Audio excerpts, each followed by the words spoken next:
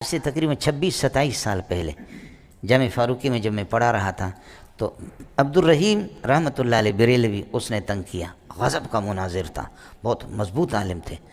تو عبدالرحیم تو یہ بلوچ لوگ گئے دارالعلوم کہ اللہ کے لیے ہمارے نوجوان بریلوی بن رہے، تم لوگ اسے کوئی مناظر بھیجو، یہ چیلنج دے رہا ہے، کوئی بھی نہیں آ رہا۔ دارالعلوم والوں نے کہا ہم ایسا غلط کام نہیں کرتے۔ پھر گئے بنوری ٹاؤن میں، انہوں نے کہا ہم بھی ایسا غلط کام گناہ کبیرہ کا نہیں کرتے۔ کہا جائے کوئی بریلوی بن جائے، کوئی مشرک بن جائے، ہم لوگ مناظرہ کا کام نہیں کرتے۔ سمجھ رہی میں یہ کام نہیں کرتے۔ آخر کار کیا ہوا؟ آخر کار ان کو کسی نے بتایا کہ کوئی پاگل ہے جامع فاروقی میں، اس کے پاس جاؤ۔ میں متول پڑھا رہا تھا، یہ آ گیا سرخ گاڑی 4x4 گاڑی اس کی اس وقت تھی، اب تو 50-60 لاکھ کی گاڑیاں ہوتی، اس کے پاس 1-1.5 کروڑ کی گاڑیاں ہوتی۔ تو یہ آگے کہیں تو بلوچی منگا واجب بلوچوں، سمجھے؟ تو کہیں گے بلوچی منگا بلوچوں، میں نوجوان ضرور ہوگا گمراہ بہ گئے، نوجوان ہمارے گمراہ ہو رہے، اور وہ کئی سال سے چیلنج دے رہا، کوئی دیوبندی تیاری نہیں، وہ تکڑا تھا، غضب کا تکڑا آدمی تھا۔ میں نے کہا تم شام کو آ جاؤ، مجھے لے جاؤ، ابھی چلے جاؤ۔ 3 دن کا اس کا جلسہ تھا۔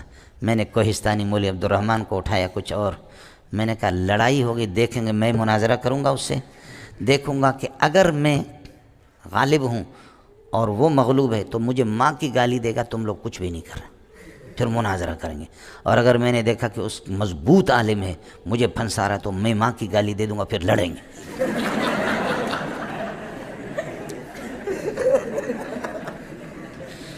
اس لیے کہ بھاگنے سے لڑنا بھی بہتر ہے نا، اپنے مسلک کی بدنامی۔ تو وہ کوہستانی مولوی عبدالرحمن کہہ رہا تھا استاد جی مجھے 12 گولیاں لگ جائے میں مروں گا نہیں۔ اور واقعتاً یہاں جامعۃ الرشید کے جب گاڑی پہ بم سے اڑایا گیا تو 1-2 بندے مرے، باقی زخمی بے ہوش ہو گئے، اور وہ خون میں لت پت ہو گیا، لیکن وہ مرا نہیں، اس کو وہ دوسروں کو اٹھا رہا تھا۔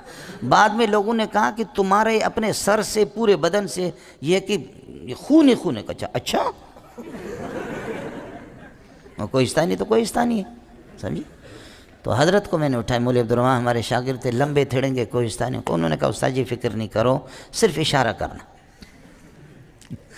تو ہم لوگ گئے وہاں، صلاۃ الحاجت ہم نے پڑھی، کتابیں میں نے اٹھائی، گاڑی میں ہم لوگ وہاں گئے۔ صلاۃ الحاجت پڑھنے کے بعد میرے رب نے جو ہے نا اس پر ایسا روب بٹھایا، ایسا روب بٹھایا کہ وہ تیار نہیں ہوا۔ کہنے لگے ہماری تیاری نہیں ہے، اس دفعہ ہمیں مہلت دے دیں، یہ کرے وہ کرے، ادھر ادھر کر دیا بہانہ، یہ اس آدمی سے میں کیسا مناظرہ کروں۔ انہوں نے کہا کر لو، وڈیرا نے کہا، وڈیرا بریلوی تھا، کہا کر لو، اگر تو نے اس کو بند کیا جوتے ماریں گے، کر لو۔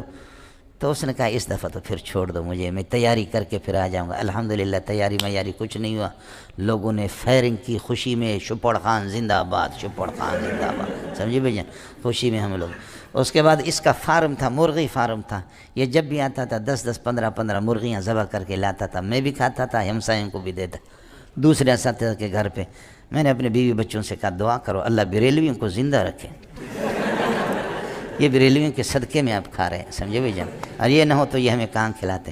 لیکن اب الحمدللہ ہمارا اتنا احترام کرتا ہے، اب تقریباً 27-28 سال ہو گئے کہ میرے غلام ہے، سمجھو کہ زر خرید غلام، بہت احترام کرتے ہیں، اللہ ان کو جزا خیر دے۔